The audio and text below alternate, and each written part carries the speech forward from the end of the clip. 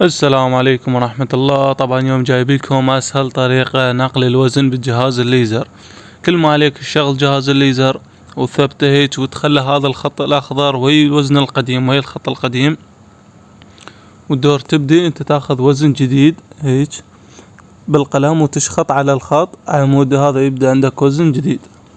طبعا اخواني واصدقائي القناة جاي تصعد، وشكرا على دعمكم المتواصل وما قصرتوا، وان شاء الله نشوفها محققة ال1000 متابع باقرب وقت، وممنون من عندكم اخواني.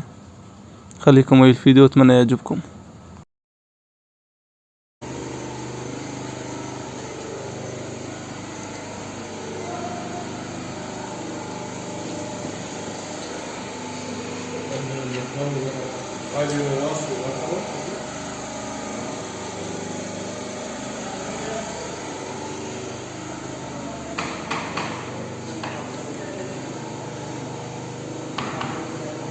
ارفع شيء، انتظر، ارفع شيء، انتظر.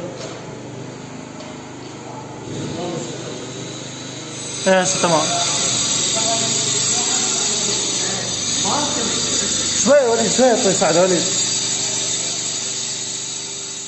شوي اذا مساعد شعره.